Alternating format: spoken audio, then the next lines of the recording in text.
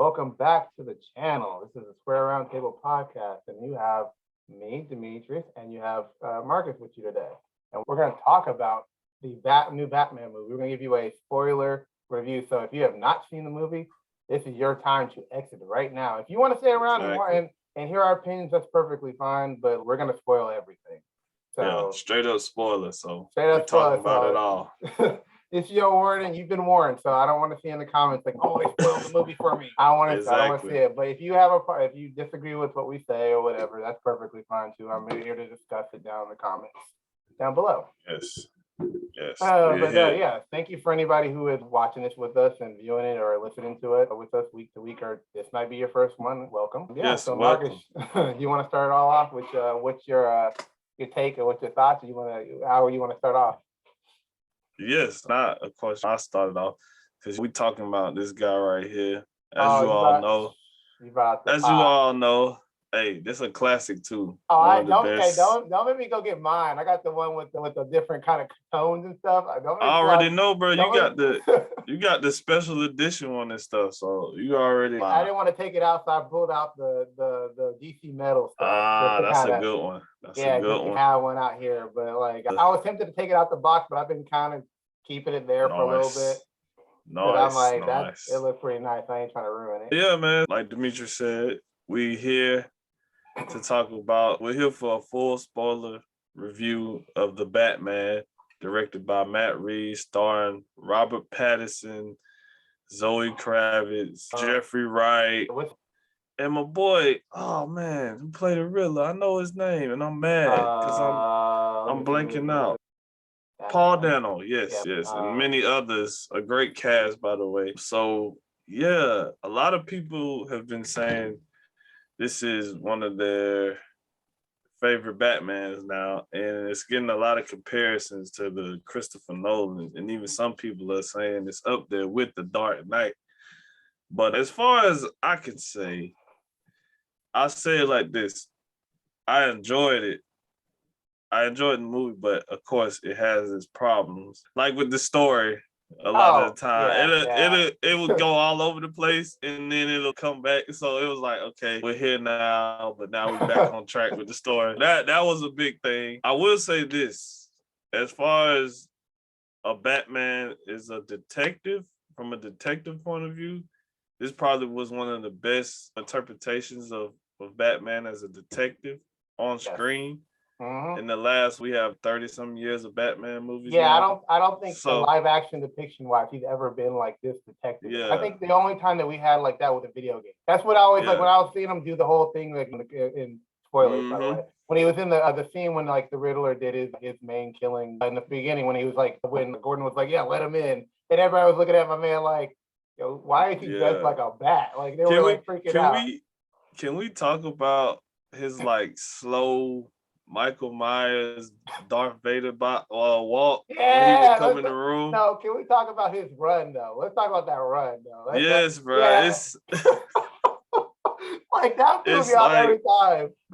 Because see, this is what the difference between us guys and these people, other people who review this movie. Everybody's gonna praise it and talk about how phenomenal it is, and trust me, it's shot beautifully. I love the cinematography. The DP for this movie was great.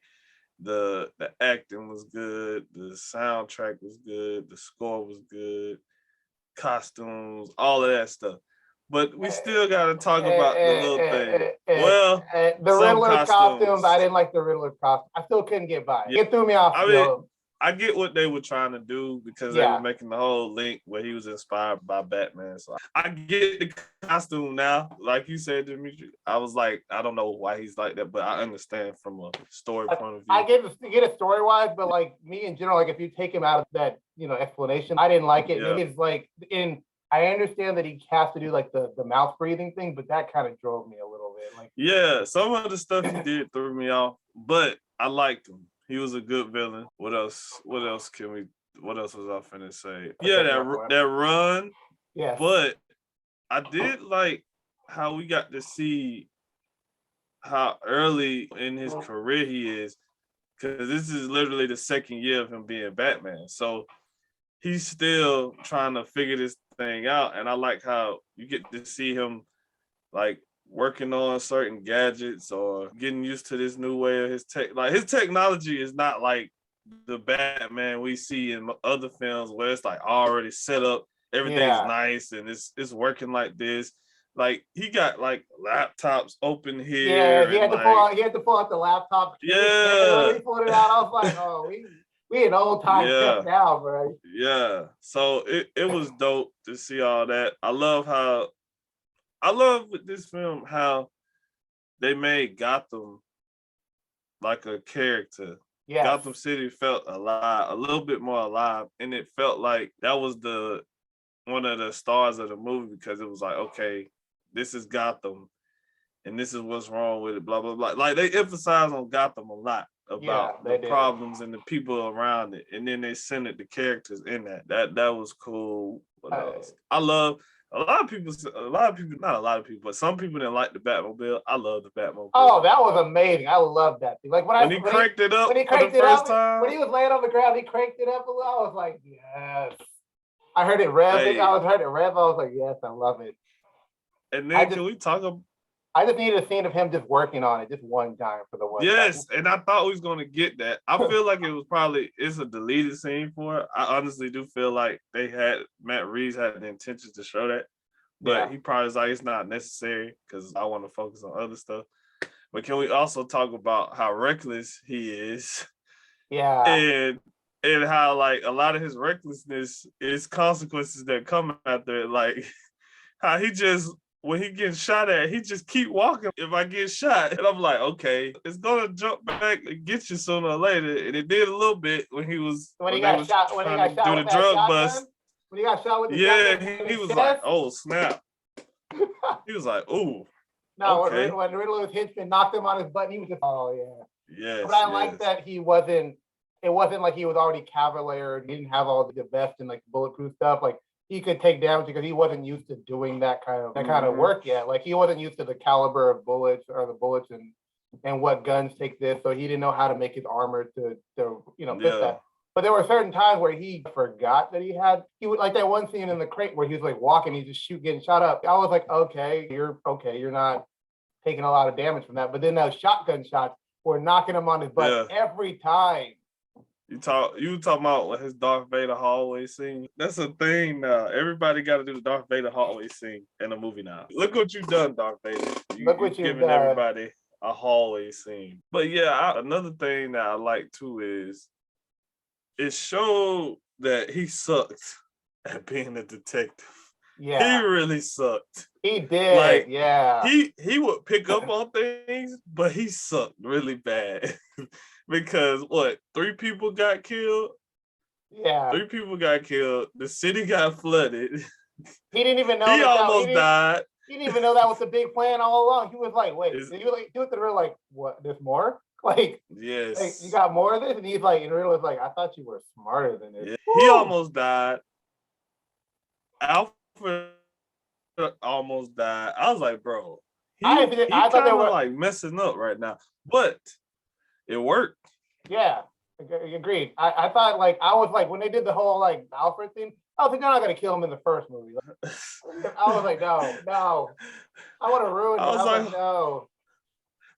I was like, hold up, wait a minute, bro. Y'all finna take Alfred out in the first 30 minutes of the movie. But yeah, it's definitely it's one of those films where I think Matt Reeves and the writers really took a psychological mindset into stepping into a character who's been damaged as a child, and he really doesn't care about life and stuff, because that's the whole psyche of Batman, revenge and all that. But most of the Batman we get in all of these movies we had before, even though that's their whole motivation, by the time we see them, they've already established themselves as more tame superhero. And it's okay, I can pull back my punches, or I went to train, so now I know how to do this, or I'm more at peace, or I can know not to cross that line. But with this Batman, it's like, hey, I don't care about anything. I don't care if I die. I'm just trying to clean the city of the scum of Gotham, and I'll do whatever I have to do it, however I have to do it. Yeah. And it clearly shows from his like fighting style, because it's like very aggressive and violent, and a lot of. And it's real. He was trying to sweep that room, and he was getting his stuff rocked. Remember that scene where he was like 4 or 5 of them. I'm like, okay, yes. I was thinking Arkham Asylum scene. Okay, we're gonna get into video game thing. He was getting handed a little bit. I was like, oh no, Batman. And then the fact of the matter, like, he didn't care about his like double identity. He didn't care about the Bruce Wayne part of it. He didn't care about like keeping up appearance. He didn't. Like Alfred was like, you got to go out there and show like people that you care, you give a fuck. I don't really care about none of that stuff. Like, that's whatever. That's not me. I love how Alfred was like, oh, you making an appearance today as Bruce Wayne? He's no, I'm going to this funeral to get some more clues and catch the killer. So leave me alone, Alfred. Right? Like, leave me alone. Like, he was such a spoiled, I'm mad at the world kid. Because he was like, you're not my father, Alfred. I was like, I even said it in the movie. I was like, bro, why you doing Alfred like that? Why you gotta do it like that? He raised you, man. Like, leave him alone. He raised you. He got to put up with you doing this crazy stuff, coming home he got to deal with stab wounds and stuff, and he got to stitch you up. He got to deal with emo Wayne. Like, man, emo Wayne. Emo Wayne. That's what I'm calling him now, emo Wayne. Bro, what about the walk he does when he gets out the suit? And it's like a he's real slow and hunched. I'm like, okay, I get it, Matt Reeves. We get it. He's not happy. You know, I was like, even with the hair, I was like, man, you could have just like curved it to the side sometime, but I got it though. Man, life is, it's fleeting. I don't care. Like, he was literally a depressed like Wayne, like emo depressed like Wayne, which fit whatever. But this is obviously like you said, the second year, so he's not even. Yeah. He's not able to put on that dual face of, oh, I'm happy to be with, you know how Bruce Wayne would be like out with the party and stuff like that. He'd have a smile on his face, even though he was like, I don't care about this. I don't want to be here. This is not what I'm about. I want to be out there saving the world, but I'm here at this rich people party or whatever. But like, I think one thing that I disliked about the movie was the fact of how quickly they got the Catwoman Batman thing going. I wanted that to linger. I said the same thing. I wanted that to linger. It was rushed. My boy got 3 kisses that movie. 3 of them. Exactly. And I ain't talking about like no regular peck, like a playful kiss. I'm talking about tongue down. Tongue down, bro, man. Like, I'm about to lay in the bed with you kind of kiss. I'm like, bro, they just met. Right? You know? Like, I'm like, yeah, y'all could have waited till movie 2 for that, at least. Let it linger a little bit. Let it build up. Because the thing is, like, with Batman and Catwoman, it's a forbidden thing because they both are on weird sides of the law. And they have such a chaotic life that they can't find a time for that, or they can't even, they're broken people too, so they can't really do that. Not like easily. So for them to give into him like that, I was like, that felt awkward. And the person I went with, they were like, really? They're kissing like in the first, hour in the movie or something like that? I feel like too, that kind of hurt her character because she became the love interest and the damsel in distress. And it was like, for one, Zoe Kravitz is a great actress. So it takes away from what she can bring to the character. Yeah. And 2, it almost made her like unnecessary to the story. And I feel like the only reason she became necessary to the story is because love interest. Falcone was her father and she's the love interest. So it's okay. We don't want people to be mad at us for just making her Batman side piece. But at the same time, we got to make her relevant. So let's make the crime boss her father so she'll have a storyline too. And that'll drive the character. No, I guess. Because here's the thing. When the Riddler... Oh, sorry to cut you off. Continue your point. Go ahead. No, you good. I was just going to say, because even at that, I felt like you could have executed it better by just making it more of a I help you, you help me.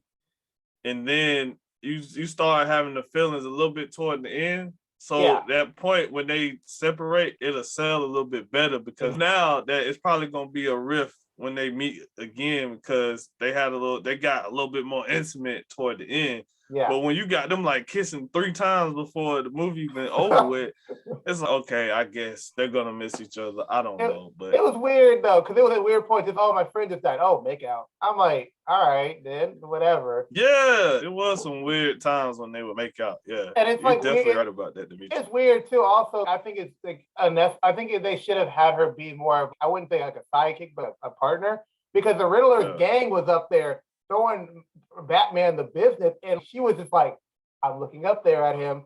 I guess I got to figure out something to do. And then she came up in there eventually, but I would have been like, yo, let's do all this, man. There's 5 of these people with shotguns. Let's duo. Yeah.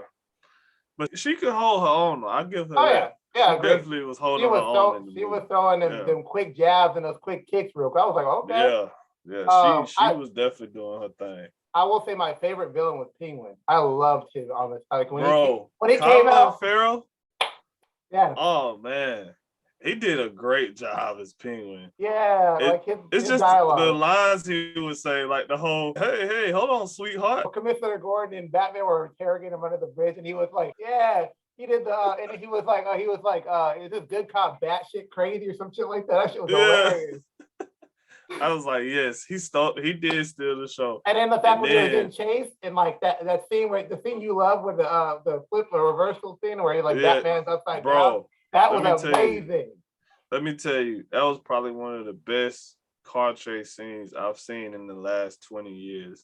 That whole scene was better than all the Fast and the Furious movies after Tokyo Drift, because those were actually about cars. But it was done so like beautifully, and like the shots and everything. Like the whole time it was happening, I was like this, because I was like, bro, what's gonna happen next? What's gonna happen next? Then when he came with the car through the fire, through the trucks and stuff, and Penguin was like, I got you. And when he came through there in Penguin's face, I was like, oh, he's like, I done fucked up. That quick. His slow walk worked there though. That slow walk he did to Penguin that time, man, it worked in that instant. That was a great shot. It worked that way, because it gave that like intimidation, that fear. Because he saw the fire, he's walking up to me slowly like that. It gave that intended like fear, and I love that. And it was a great shot, because the fact that it was flipped in reverse, it gave, because the bat hangs upside down. Yeah, I love that. It like the shots and stuff they did, it was very like metaphorical in the film. And I was like, that's the kind of stuff I love to see in a movie. And another thing is, we got to talk about Commissioner Gordon. And can we just take our hat off to Jeffrey Wright? Because that man, hey, if it's an actor who don't get enough credit for his acting, it's gotta be him. Yeah. It gotta be him, because he flawlessly killed it. And I don't know who wrote for him. I don't know if it was a brother in the room, but his responses were definitely like a response that we would have. Like when he was like, hey, no guns. Yes. He was like, no, that's your thing. Like, I love that. Favorite I'm not walking up a hill without a gun, sir. Favorite commissioner line right there. That was my favorite part of the movie. When he said that, I was like, bro. Yeah, I agreed. I was like, yeah, that's your rule. That's not mine. He was like, hey man, you could have pulled your punch a little bit. He's like, I did. He was like, this man is crazy. They set up the scene for Batman to get away. He was like, yeah, I'm gonna need you. If you punch me out, you need to go out that door. And he was like talking to him, and they were whispering and whatever. That was a good scene. I love that. I like that. That build of a relationship or trust was like great. Yeah, and I love how we actually got to see that. Because most Batman films, it's almost they already have each other's trust, or either they, in the first 10 minutes of it, it's already, okay, I trust you. You're doing the right thing. Yeah. Like Christopher Nolan did it. I'll give him that. But with this one, you actually got to see them like do stuff together. Yeah. Like in Christopher Nolan's Batman, it was more of a, okay, Jim Gordon, I need you to do this for me while I go do this over here. But this one, they was like, right here with each other. They was like, okay, we're gonna go look at this crime scene together. And you actually get to see them work as partners to like build that relationship to get to the point that Christopher Nolan did, where it's, okay, Gordon, while you're here, I'm gonna be here. Exactly. You know what I'm saying? But they build, it's more like you said, building that trust. And I love how they show the crooks, the crookedness in the Gotham Police Department and that dichotomy of like good and bad cops, and that it's still. I love how they show it's still good cops, even though it's bad cops, and the good cops are willing to stand up, for something, which is very reflective of the real world. So that's always been a thing with Gotham, with the police. It's always been crooked cops and DAs and all that, and I love how they touch on that. And I like how they set it up where he's eventually going to become Commissioner Gordon. But I like how with this movie, they kept the commissioner as the commissioner. Like nothing happened. He didn't come up and like none of the stuff that was going on. But as the audience, like, oh, it's coming because he's covering up a lot of the stuff because of his reactions. And like his comments on certain stuff. I really like when they do stuff like that, because those are like very important and intricate parts of the comics that they leave out in a lot of the movies. So I like this movie because it focuses on a lot of stuff that you don't get to see a lot of times. Like one thing they focused on heavy was the family, like Thomas Wayne. Wayne and the Arkham family. They gave an entire. We never got that. They gave an entire history, and they talked about what led up to him getting shot and this, that, the other, and who was the one who did it, who hired the guy, and what like dirty laundry they had. And the fact of the matter that his thing that was, supposed to help people became the catalyst for why Gotham became what it was. I love that. That was great. And I love how they showed, this was his mother's side of the family and what they had. And did you catch the Easter egg in there? The Hush Easter egg. Yeah. And it was so cool because I was like, yo, Hush would be great in this universe. Shoot, the Court of Owls would be great too. Bro, I told my coworkers that I was like, yo, the Court of Owls should be in the last movie because they should be the ones pulling all the strings, because in this world, it's perfect. It's perfectly set up. It's perfect. Go ahead. Because it's still, like you said, it's still about families and class in this movie, because think about, like you said, they talked about the Waynes. They talked about the mob families like the Falcons, Maronis. Then you got the Elliott in there, the Elliots in there, whoever, like, there was another one they brought up. But you got these families, so it's still talking about the people that's running Gotham. Then you got like the mayor, and so it's like the Court of Owls got to be in there somewhere. And I would love to see a seasoned Batman from this movie fight Talon. That would be like a great fight, bro. That would be a great fight. Dude, here's the thing. Like, we can talk about the post-credit. The end of the movie. I think it was the end. Yeah, then it's not post-credit. Yeah. I think me and you feel the same way about it. And it's because I know I was upset about it because I was upset that I was right, and I didn't want to be right about that. Yeah, you talk about the Joker being the man. Yeah, when I saw that, I was like, dude, I told the first time I was like, he better be in movie 3, if that. He better be far into the future. I don't want to see a movie 2. There's so many. Here's the thing. There are so many good Batman villains that get overlooked because everybody has this weird like fascination with obsession with the Joker. I don't get it. Like, it's cool. I understand that he's had this history, but there are other villains that are way better, like Bane, Two-Face, Clayface, like the list goes on. Mad Hatter, Scarface, Professor Pig. Hugo Strange would be perfect in this world, man. Oh yes. That's what I was thinking today. I was like, he'd be perfect. Being that the fact that they already have Riddle in Arkham, and they've established Arkham Asylum as a thing already. Yeah, Hugo Strange already. But no, we're gonna go with the most obvious villain that everybody knows, the Joker. And then the line he said with the clown, I was like, bro, it's too on the nose, bro. It's too talking about one day you're a clown, and then the next day I was like, oh. Yeah, they were like, yeah, we got to put the Joker in here somehow. How are we gonna do it? Oh wait, let's put him in Arkham Asylum. Whatever. Yeah, and so basically what I got from it, and I'm sure you got from it, was I guess that's the first villain he caught. Yeah, that was like his first in the first year. That's who he fought. Yeah, because that's the only way he could be there already is that him and Batman already fought. So there's no mention of it. There's no mention of him fighting Joker. No Easter eggs or like that. And for him to, let's dare say, for him to not be at least a little bit more skilled with after going against the Joker, one of your main, once they're still fucking up like that, like, I don't believe that you did it, bro. I believe the cops did it. Honestly, I do. I believe the cops caught him, bro. Somebody. It wasn't him. It wasn't him. And then of course, it's funny you said Bane, because he basically had the Venom. Yeah. He stuck himself, and he went that's what I ham thought. on. Yeah, so I think Bane will end up somewhere in here, somewhere down Either that or he's already in the universe, and maybe that might have been. Well, take it back, because if year one was Bane, and he should be a lot more seasoned, because Bane would have given him the business. Like Bane would have broke his whole back and everything. Would have given him the work. I'm telling you. So I would love. I think we're gonna get Two-Face because of the fact that the DA is dead. He's gonna come into the story somehow. I would love for them to have, for us to get to see like that real like friendship of him and Harvey. Yeah. Because the way Christopher Nolan did it, he did it as it was like a jealousy and like a competition of egos and all that. Most of the comics and in the animated series, him and Harvey were like really friends. Like, not, hey, I could call on you to do this for me. You know? Exactly. So I would love to see that. And it would hit you know harder. what? Yeah, and I was just gonna say it would work if Harvey was his friend. He was the one to kind of bring him back into the light.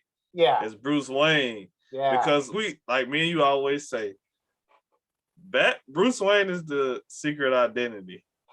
Batman is who he really is. Yeah, exactly. Bruce Wayne is the mask. Yeah, Bruce Wayne is the mask.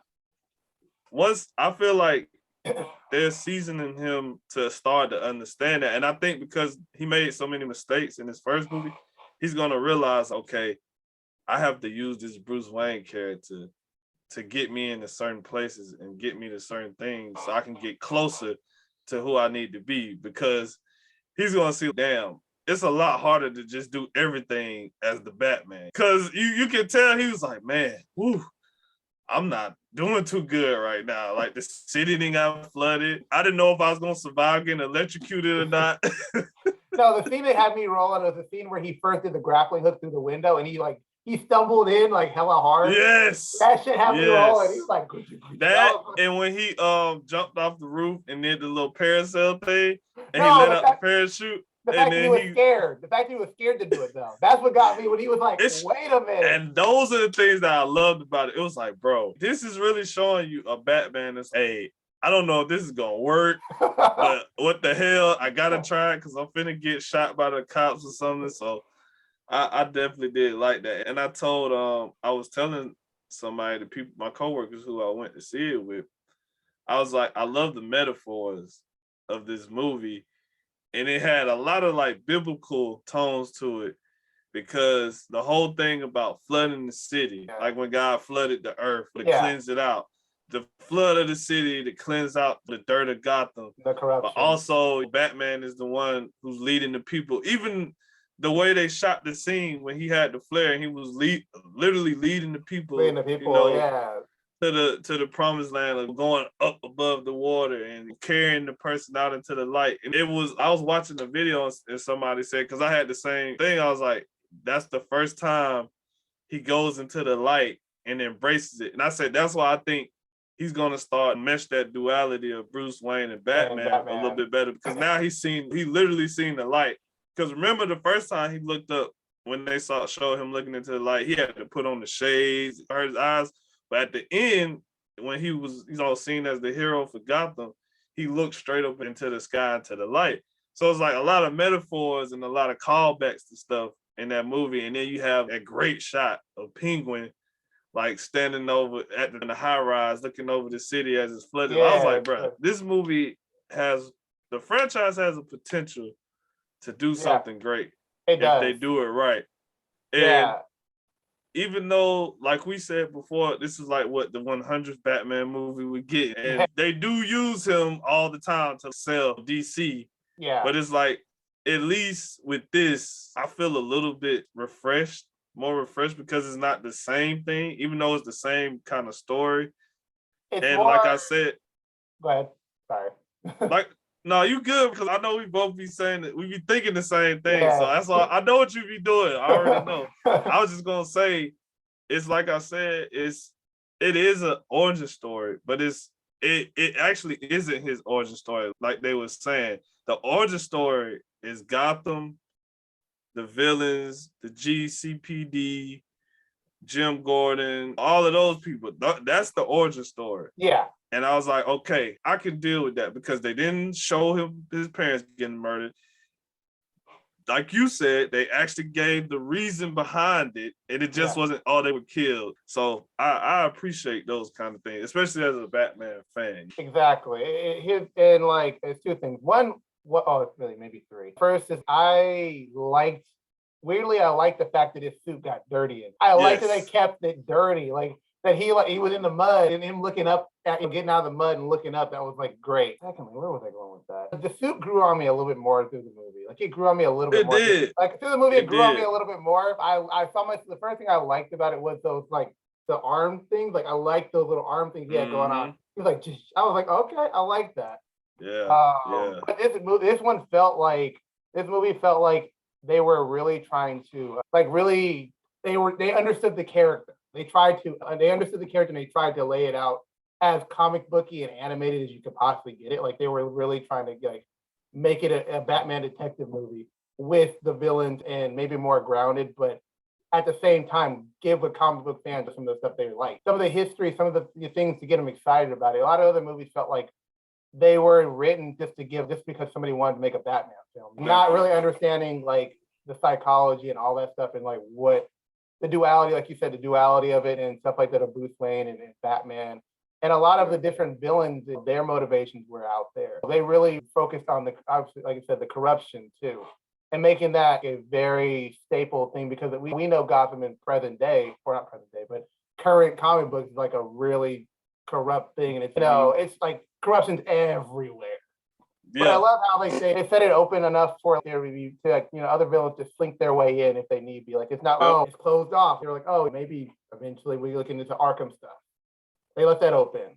Or you can get Hugo Strange, or like different like lower level things. Like, you can get Professor Pig and some like Jokers or whatever those guys were supposed to be, like the face painted guys. I don't know what they were supposed to be. I don't know who they were referencing, but I call them Jokers because. Like, that little Joker gang. Yeah, like I call them Jokers because I'm a Batman Beyond fan. But anytime I see like a group of painted faces, it's the Joker gang. Yes, bro. I definitely feel that. What else was I gonna say? I think pretty much that summed it up for me. What the film was. So what I gotta ask you is your prediction for the next film. Okay. What do you give this film overall? I got a question for you. And where do you rank it in your top Batman movies? Okay, first I'm gonna say my question before I forget it. I'm gonna say, do you want this Batman to stay solo, or do you want it to eventually become more or less a part of the DCU or whatever? Like, getting other heroes. I want it to stay completely separate. Agreed. I love it. I love it separate. I want it to be because it works. It works. It works separate. You don't need Flash. You don't need Superman to come in there. It works without them. There is no need for a greater threat because everything can be handled by Batman, Catwoman, and eventually Robin. Everything it's very grounded. What was your first question? You said I got lost on that. It was your prediction. I'm hoping that we get like maybe some Arkham stuff. Like, maybe we start talking into that, and because I'm assuming that originally we're gonna have to start talking about the fact that villains are somehow getting out of Arkham, because that's a current theme of a Batman thing is like the Joker gets out every issue or whatever. He's rolling around. So we'll get into hopefully get some Hugo Strange. I would love that. Or we get some. I would love to see. Weirdly, I don't know how it would work. I would love to see Clayface eventually somewhere. Or that would be cool. Yeah, I would love to see that. And you said ranking would be the next one. I don't really know what the plot would be of the movie, but that's what I would want the villain to be, or where I would want it to go. But I don't know where I don't have a plot for that. Yeah. Well, I guess I do. But next was the ranking. Ranking order. I actually put this above really the Nolan stuff, even though his thing. It gave me Nolan like vibes to it because of how grounded it was. Like, it was just very, but it perfected the Nolan trilogy thing. It perfected what he set up. It was a more cleaner version of what Nolan was trying to do. So I put it above. Actually, I don't know how far up I would put it because I love obviously we grew up with the 90s stuff. So And I'm biased as crap. I'm never. I don't know if I'm ever going to remove that from the higher status, but I'll put the new Batman under that. Like, let's just say like that. Batman v Superman, Batman, like that movie. Oh. Yeah, we put it all the way down. We flushing it. No, I'll ask you a follow-up question because I'm gonna say this. But are we ranking it by movie or ranking it by Batman? Because there's two different questions there. I think we could do. I think we got room to do both. Okay. Because we do. Okay. I think we could do both. Then I'll give my Batman and I'll give it to you to give your Batman and your movie. But I put this one being the fact that I like suit-wise. Suit-wise, that's hard. Oh my God, it's hard. Why did I open that can of worms? You really did, bro. Get into yourself, D. I'll say it like this. I don't like the more I see the the more I see the what's his name? The Nolan suit, the less I like it. Like the more I see it, the less I like it. But all that padding and stuff. Yeah, like all that padding. I will put this suit under the Keaton. No. Keaton. That's hard. Oh no. Okay, I put the Batman v Superman suit pretty low because I didn't like the emblem, but that's Chad's thing. Yeah, like a Chad. No, don't hate the Chad, but like it's not up there. That's the only thing the thing that I will say that it's a better suit than I say the Nolan and the Affleck. But I'll put it underneath Keaton. I'll put it under the Keaton suit because I love the Keaton suit. But they need to work on the emblem. That little bat symbol needs to be worked on. I need that to be either buffed up or like, and then the ears need to be worked on too. I didn't really like the ears on this. Yeah, they were like further back like this instead of more in the front. Like, and then that weird collar thing he had going on. Like, I'm trying to like that, but right now it's like it's bothering. Yeah, you could tell it was a suit he made. He didn't get Wayne Tech or Lucius Fox to make it. And that's another person who needs to be in the second. Oh yeah, he needed to be in this one really. Like I wanted him to be in this one or him being introduced in this one. But that's my ranking. That's as good as I'm going to get it because like it's hard for me to. Yeah, I'm finished shake up the world, D. Okay, shake up the world. Let's do it. You ready for this? Okay. Right. So first, my prediction. I already said it anyway, but I'm gonna say it again. My prediction for the next one. I definitely think we're getting Harvey Dent. I would love. Like you said, I would like to see a Hugo Strange. Yeah. I don't want Harley Quinn. No, we don't need any Joker stuff right now. I don't want any Joker stuff. I want them to focus a little bit more on the crime families and the underworld thing. Now that Penguin is about to run stuff, so I definitely want to see how they're gonna play that out. Like you said, I'm hoping the second one, if it's either directly a year after this one, or if it's a couple of years, we'll see a better version of his suit now. Yeah, I'm hoping either he's working with Lucius or he's found better material or something. Yes. But I really do hope they use that. He gets that whole Bruce Wayne thing so he can make that connection with Lucius. I think that would be pretty cool. I think that's how it would have to work. Yeah. And I like the way it's set up because Christopher Nolan films, he already started with Lucius. But I like how he's a loner right now. Yeah. And he has to learn how to trust people. So I think that'd be cool to see him try to gain somebody else's trust because he have a whole thing with Alfred. But as far as that's my predictions, I would love like a sewer scene or like you hear a crocodile. Here's the sewer looking for somebody. You hear like a crocodile noise or something. Man. That would be dope. I would love to see that. I would love to see. Like I say, I always say Man Bat, but I would love to see Man. Like I just need to see. Yeah.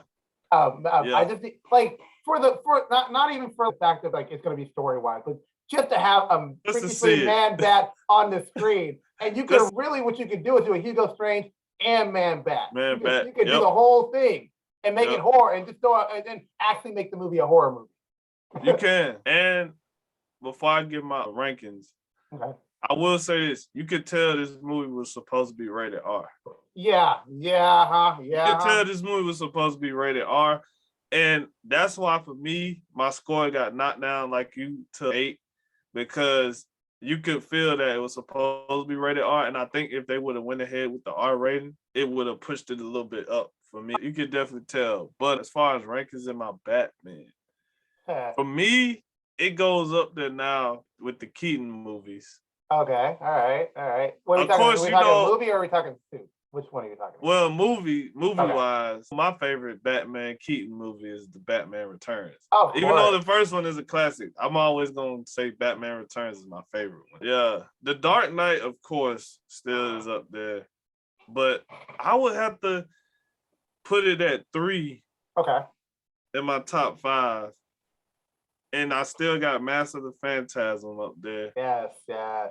So it's in that field of my favorite 5. Like I would definitely watch it again. It's a movie I would watch it again. As far as like comparing it to, like you said, like to the Christopher Nolan verse, I feel like Christopher Nolan focus on more of a grounded Batman as far as like his tech, the cars, and how he can make it more practical in the real world. Like he focused more on that, and it worked. But this Batman, it feels grounded, but it still feels like a comic book movie. Yeah, like I didn't feel like I was watching a guy who lives next door to me who's rich and he could go get a suit. Like I don't know why it felt more comic book to me. For one, I think it's because of the way Gotham looked. Because Christopher Nolan's movies, Gotham was basically like what, Chicago for like 2 movies. It was Chicago. So I think that's what kind of pulled me in a little bit more, is it felt more comic booky. Even like the way the Penguin looked, how the Riddler was more, even the Joker thing. Like I like how they were setting up their world. Like it looked like a comic book. As far as suits, I think we have the same idea why we like this suit, because it's more practical, and he actually uses his utility belt. Yeah. This is the first time we actually seen a Batman use like the stuff on his the pockets on his belt or on his suit or something. Yeah. I like how the little chest piece was like a little knife and stuff he could use. Yeah. And I remember I said I think it was supposed to be like the gun that killed his parents. They confirmed that that's what it was. So it was that. So I think that's why they focused on it, emphasized on it so much. Yeah, they really did. Yeah, but I definitely think like you, I think they should make that an actual like bat symbol in the next one. Yeah. And just make it that kind of. I think the suit is gonna get better. So I'll put the suit up there with Keaton. I would have to say I'm with Chad. I like the Ben Affleck suit only because it's like more comic booky. Like it's only the emblem I don't like. Yeah, the emblem. Yeah, the emblem is like that big old bat, and I ain't never like been a fan of that. But I will say this: I'm like you with the Christopher Nolan, and I don't want people when they watch this to think we don't like Christopher Nolan's Batman. No, it's not that. It's some things that it was just like, okay, I get it. It's trying to be more worldly and grounded, but even to the fact that his voice, that voice when he was Batman, and I couldn't take him serious. Like this Batman, he just was like Robert Pattinson's Batman. He was like, "Hey, I'm not gonna change my voice that much." But I'm gonna take it down a couple. He was real aggressive. I was like, "Oh, okay." I'll tell you what. Seriously though, like with that bat suit from the Nolan films, it looked good for the movie it was in. But as far as if I'm going like comic book Batman, like a suit, I'm definitely putting Robert Pattinson's before him, because even at that, it looked like a comic book costume. Yeah. And you could tell they used different versions of him from the comic books. I think that was a little bit of what, year one with 0 Year. What was the other one? Was it Gotham Knights? Was the one where he had the collar like suit? It was one of those. It was one of them. Wasn't it the long Halloween? It was one of those. I think they said they referenced the Long Halloween too. Yeah. Oh, they definitely did. They referenced year one, Long Halloween, a little bit of Hush, the one with the Riddler. It was a comic book with the Riddler. But they definitely referenced those. You could tell that was the influence. Like I think they were trying to really reference. I think Riddler. They were really referencing that Hush story, like the one where the Riddler was. That's why I was like, that looked like that. I think they were really trying to like. I hope that doesn't mean we're not going to get a Hush story eventually, because I think we still gonna get a Hush. I think we still get Hush. because they dropped they didn't just drop that name in there for no reason. I think it's gonna come. And I will say this too. It was a lot of Easter eggs and homages to this Adam West Batman. Yeah. If you think about it, like the way the Batmobile, the fire came out the middle, like in the show. Yeah. Even the mask, the cow with the stitching. I was about to say that. Yeah, with that. Yeah. So I appreciated that. And I like how you could tell. I like that his cape wasn't always CGI. Like when he was walking around, it was a real cape. So I'd give that to Christopher Nolan too. He used a real cape, but I like that the cape wasn't CGI, unless he was like on a motorcycle or something. I know why that walking is funny now. It's because it reminds me of Arkham the game when you're like walking around in the game. Like, that's exactly why it's funny. It got me off guard. It made me laugh. Because I was thinking that the entire time. It was like, okay, the walk was funny because it was a Michael Myers Vader walk, and then the boots.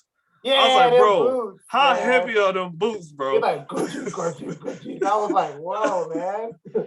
But I definitely seen the Kurt Cobain connection thing that Matt Reeves was talking about. And I love the score for this movie. Oh my God. It was great.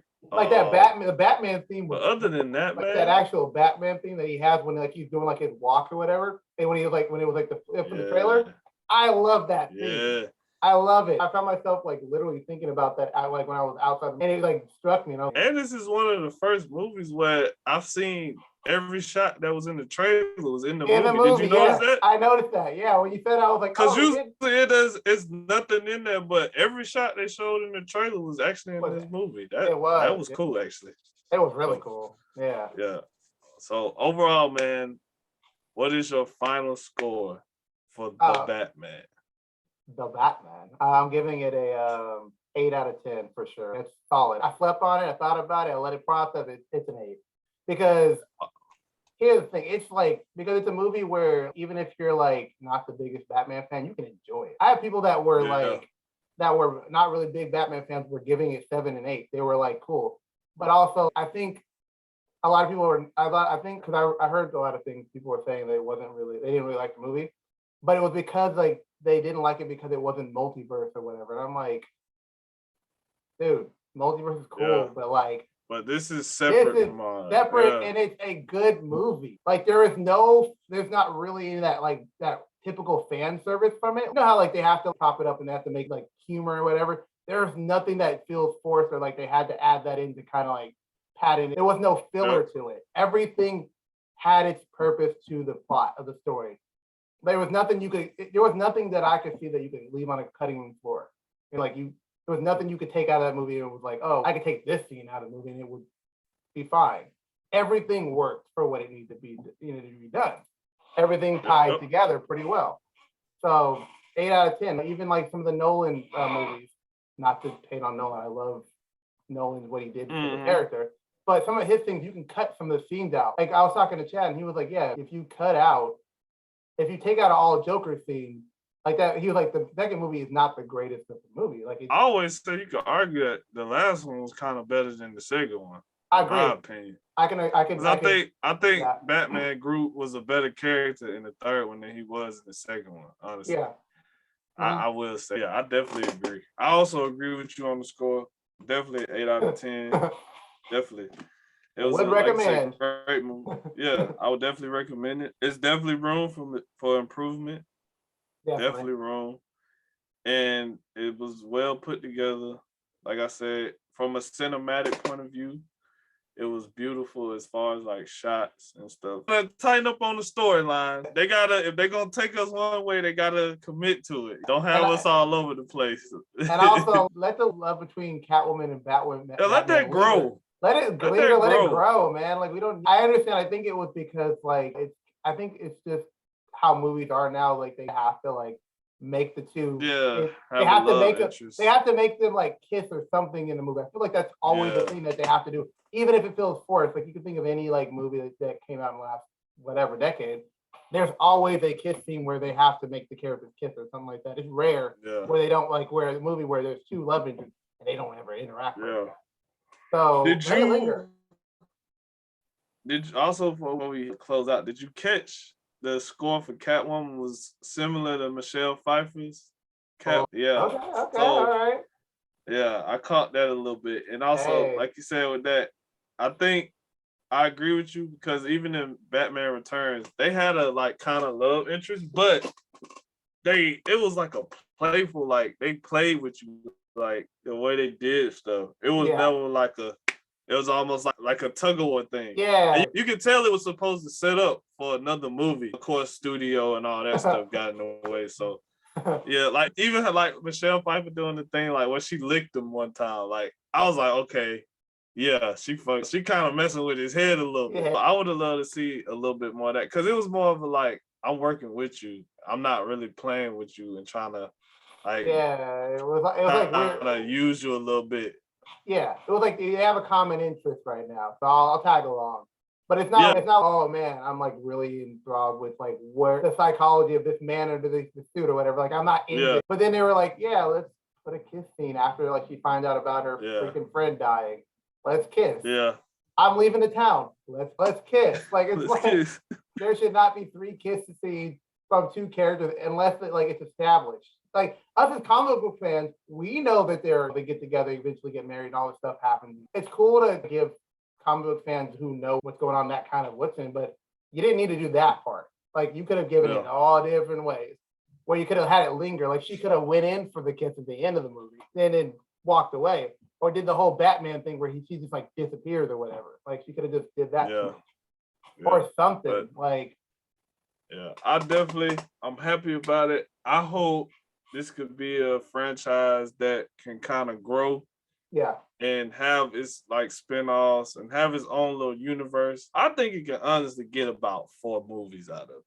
I think we can get 4 movies. I think we could really, if they really want to freak around and do it right, we can get 3 movies and then in the 3rd movie, even more season, maybe get some kind of Robin tie-in and then have like solo Robin films eventually. You know, because it's time for Robin to get his shine. Because there's no way that Batgirl should be getting a movie before Robin or Nightwing. I'm just gonna say that. But that's a conversation for another day. But you know, it is what it is. I'm gonna say this point, and then I'm gonna leave it alone. How are you gonna have Batwoman rolling around here without Nightwing influence or like the Robin that came before her influence? How is she gonna be predating them? I'm just gonna put that in hands in the air and we gonna just leave it like that because I'm not gonna. That could be in a whole another hour podcast right here.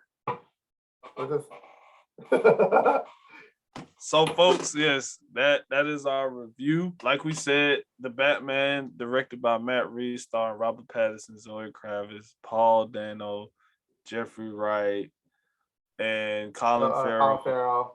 Yes, it's out in theaters right now. So if you want to go see it, do yourself the service of just going to see a good movie. And also, it was announced that it will be coming to HBO Max in April. So even if you don't get to come see it in theaters right now, and if you want to wait, if you're already a subscriber to HBO Max, it will be coming to HBO Max soon. So in a matter of really a few more weeks, treat yourself to that, you know. But definitely, if you can get out, go see it, especially if you're a Batman fan or if you just love superhero things, or if you just want to see the new movie that's out and see what everybody's talking. It doesn't hurt to do that. Definitely go see it. As always, we're going to leave everything in the links below like D always says. But D, go ahead and break it down. Let them know where they can find us. You can find if you are inclined to watch our content. You can find us at squareroundtablepod.fandomlim.com. I'll repeat it again, squareroundtablepod.fandomlim.com. We post all of our videos up there. We have 80-something videos up there, so you have plenty of content to watch on, to listen to on your commutes or just in your leisure time. And if you want to see this more of a visual kind of layout, you can follow us you can view it on YouTube at any time. And if you like the video, obviously the video, comment underneath the video and leave us a comment if you have seen the movie. Leave us a comment of what your rating is, what you liked about it, what you disliked about it. If you haven't seen it, we're gonna talk to you. We're gonna talk to you. We here. If you haven't seen it, go see it if you're inclined or able to. Or just watch it on HBO Max. Share this video. It helps out a lot. Hit the notification bell underneath the video so you get notified of this video and future videos. And yeah, this is your host, Dmitri. And I'm Marcus. And also, you can catch us on our social media platforms, Twitter, Instagram, what else? And our pesky Facebook group. Yeah, at the Square Round Table 1. Yeah, on Instagram and on Instagram, on Twitter. Yeah. So yeah, this has been the Square Round Table Podcast, and we are out. Peace.